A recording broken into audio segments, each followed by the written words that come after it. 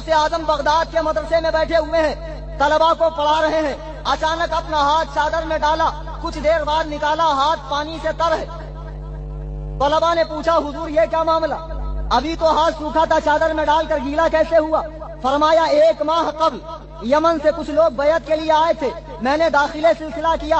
आज वो लोग समंदर में सफर कर रहे हैं, जहाज में अचानक तुगयानी आ गई, तूफान आ गया, मौजें बेलगाम हो गई और जहाज डूबने लगा। तो एक शख्स ने निदा की, या शेख अब्दुल कादिर जिलानी शय्यल्लाह, खुदा की कसम मैं यहाँ बैठे बैठे वहाँ उनकी मदद के लिए। अस्सलामुअलैकुम, कैसे हैं आप लोग? उम्मीद है आप सब बिल्कुल ठीक, सेहतमंद और सलामत होंगे। तो आज हम फिर से देखने वाले हैं हमारे मीठे मीठे प्यारे प्यारे हरे भरे लाल पीले रंग बिरंगी और रंगीले हलवाखोरों की कुछ अजीबोगरीब वीडियोस। तो शुरुआत करते हैं पहली वीडियो से। ये आप देखिए कि इनकी जो दाईं तरफ जो आंख है ये आपको खुली नजर आएगी। बाईं तरफ जज़ाकल्लाह, बाईं तरफ की जो आंख है ये आपको खुली नजर आएगी। ये जब खुली तो हमने ले ली और आपको इसकी कोने से आंसू चमकता हुआ नज़र आ रहा होगा। यानी जब पापा खड़े थे तो उस वक्त आंखें बंद थी, जब पापा झुके तो ये आंख इतनी खुली जितनी आप देख रहे हैं। अंदर में पुतली भी आपको हल्की हल्की सी नज़र आ रही होगी। पुतली वाज़े नज़र आ रही है, बिल्कुल वाज़े।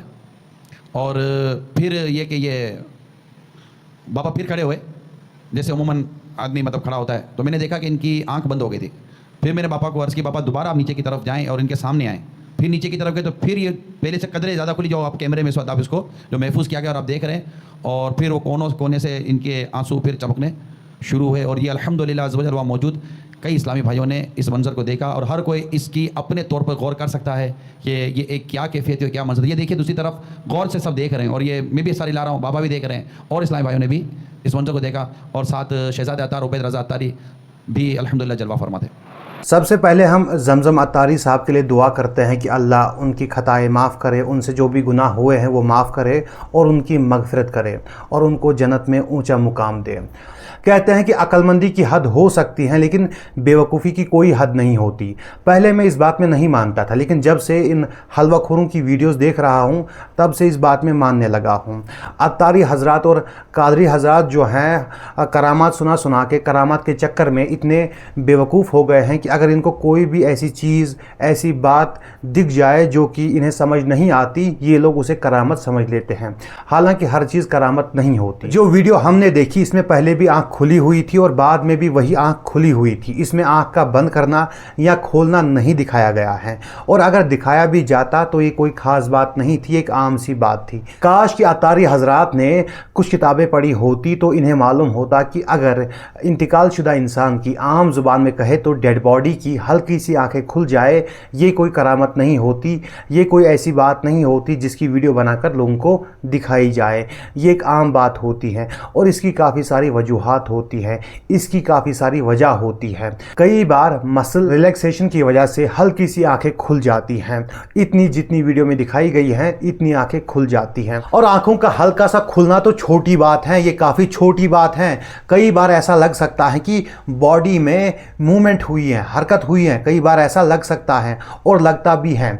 जब रिगर मोर्टिस शुरू होता है, शुरुआत की बात कर रहा हूँ, कहीं ऐसा ना हो कि जो बायो वाले हैं मुझे पकड़ ले कि भाई तुमने क्या कह दिया है, रिगर मोर्टिस कुछ और ही होता है। जब इसकी शुरुआत होती है तब कई बार ऐसा लगता है कि बॉडी में हरकत हुई है, मूवमेंट हुई है। और कई बार स्पाइनल रिफ्लेक्स होते हैं जिसकी वजह से बॉडी में हरकत होती है, मूवमेंट होती हैं। और कई बार तो लेज़रस इफ़ेक्ट या फिर लेज़रस साइन होते हैं जिसकी वजह से बॉडी के हाथ मूव होते हैं। जी हाँ, हाथ जो हैं उनमें हरकत होती हैं। मैंने वीडियो भी दिखाई है, ऐसा कई बार होता है।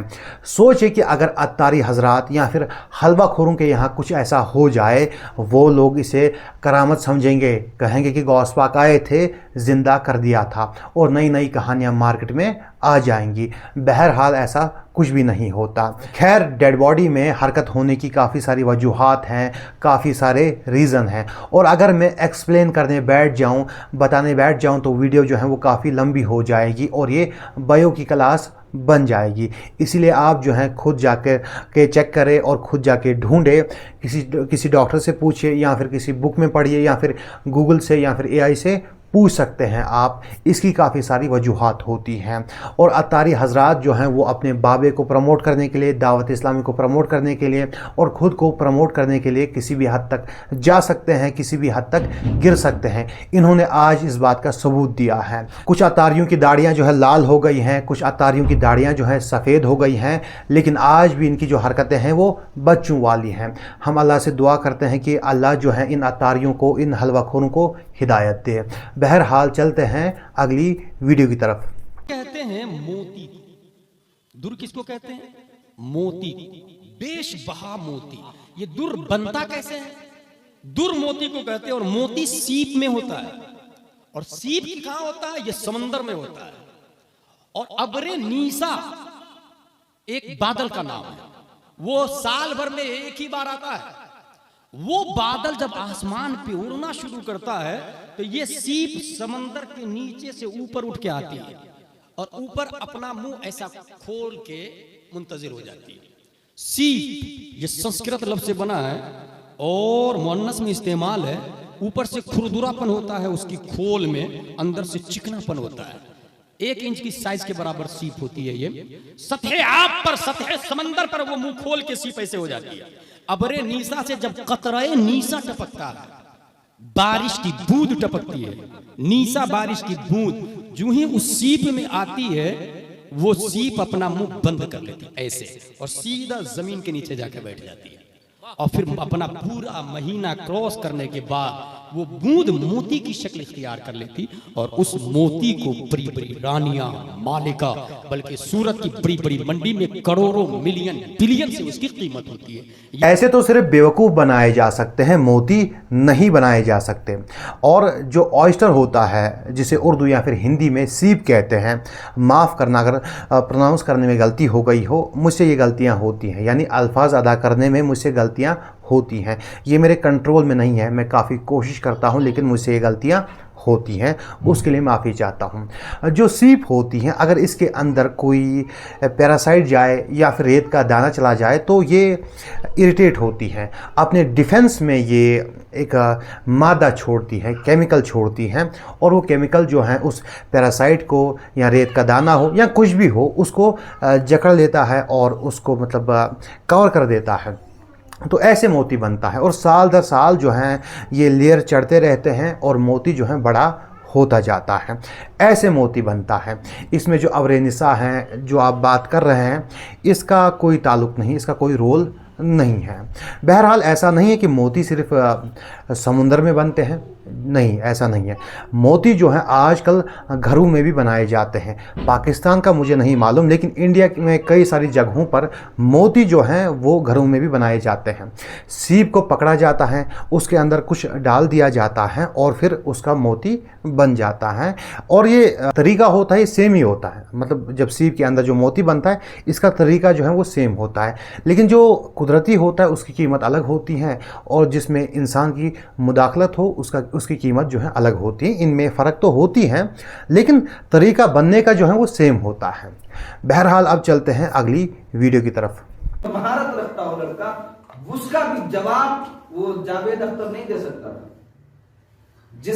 जिसका जवाब देने के लिए देवबंद का मुफ्ती आया हुआ था, हमारे यहाँ का, हमारे दारुल उलूम का तीसरी और चौथी जमात का लड़का भी उसका मुकाबला कर सकता था। ऐसा लग रहा था जैसे किसी बिल्कुल कमजोर आदमी से किसी पहलवान को लड़ा दिया जाए और वो मैदान में टिक ही ना पाए, पूरा प्लान के साथ।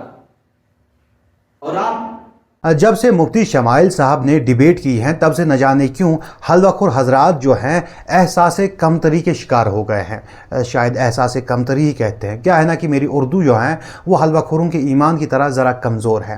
बहरहाल न जाने क्यों इनकी तरफ से जो है मुफ्ती शमाइल साहब के ख़िलाफ़ वीडियोज़ आ रही है और उन पर इल्ज़ाम लगाए जा रहे हैं, उन्हें नीचा दिखाने की कोशिश की जा रही है। मेरा इनसे एक ही सवाल है कि अगर आपके पास ऐसे आलिम मौजूद हैं, आपके पास ऐसे आलिम हैं, तो आपने उन्हें भेजा क्यों नहीं? फिर क्या करना है आपको इन आलिमों का? इनका अचार डालना है, या फिर इनकी सब्ज़ी बनानी है, आपने भेजा क्यों नहीं? इससे पहले भी जावेद अख्तर जो है ऐसी बातें कर रहा था, लेकिन आप में से किसी ने जवाब नहीं दिया, आप में से कोई डिबेट करने नहीं गया। अब जब किसी ने जवाब दे दिया है तो आप उस जवाब देने वाले के खिलाफ क्यों है ऐसा? अगर आपके आलिमों के पास इतनी नॉलेज है तो जाते और डिबेट करते। ये कौन सी बात हुई कि आप कमरे में बैठकर कह रहे हैं कि हमारे पास ऐसे आलिम मौजूद हैं, वो ऐसा कर सकते हैं, हमारे यहाँ के बच्चे भी ऐसा कर सकते हैं। जब कर सकते हैं तो आपने किया क्यों नहीं? फिर आप कमरे में बैठकर बयान दे रहे हैं कि हमारे पास ऐसे आलिम हैं, वो ऐसा करेंगे वैसा करेंगे, कर तो नहीं रहे ना, ऐसा क्यों है? तो कोई बात नहीं, हम आपकी बात को मान लेते हैं। और भी मुल्हिद हैं, और भी ऐसे लोग हैं जो इस्लाम के ख़िलाफ़ बयान देते हैं, आप जाके उनसे डिबेट कर लीजिए, ठीक है। हम देखेंगे कि आपके पास कितना इल्म है, आपके पास कितनी नॉलेज है। आपके जो अक्सर आलिम हैं उनको गौसपा की करामत के सिवा कुछ आता नहीं है। वो गौसपा की करामत बयान करते हैं, उसके सिवा उनको कुछ आता नहीं है। और उसमें से भी बहुत सारी करामत जो होती हैं झूठी होती हैं। और फिर कुछ आलिम ऐसे हैं जो कहते हैं कि भाई ये जो इस आलिम ने बयान की है ये करामत, ये झूठी करामत है। आपके यहाँ ऐसा ही होता है, नई नई मज़ारात आ रही हैं मार्केट में, नए नए पीर आ रहे हैं मार्केट में, आपके यहाँ ऐसा ही होता है, नई नई रसूमात और नई नई बिद्दात जो है ईजाद हो रही हैं। तो आपके यहाँ ऐसा ही होता है। आप जो दावे कर रहे हैं कोई बात नहीं, आप जो है डिबेट कर लीजिए, ठीक है। और भी ऐसे लोग हैं जो इस्लाम और दीन के ख़िलाफ़ बातें कर रहे हैं, आप जाके डिबेट कर लीजिए। मेरे भी बहुत सारे इख्तिलाफ़ात हैं मुफ्ती शमाइल साहब से, क्योंकि मैं देवबंदी नहीं हूँ और बहुत सारी जगहों पर मैं उनसे एग्री नहीं करता, लेकिन डिबेट के मामले में मैं उनके साथ हूँ। क्योंकि वहाँ पर वो किसी फ़िरके के लिए नहीं गए थे, किसी मज़हब के लिए नहीं गए थे, वहाँ पर वो देवबंदियत प्रमोट करने के लिए नहीं गए थे। वहाँ पर वो हर उस इंसान के लिए गए थे, हर उस इंसान के लिए गए थे जो कि ये मानता है कि हमारा खालिक है, हमें किसी ने बनाया है, मतलब गॉड है, एक क्रिएटर हैं। वहाँ पर वो हर उस इंसान के लिए गए थे, लेकिन न जाने क्यों आप लोग जो हैं उनके खिलाफ़ हैं। बहरहाल आज की जो वीडियो थी वो यहीं तक थी। इंशाअल्लाह मिलते हैं अगली वीडियो में। अस्सलामु अलैकुम।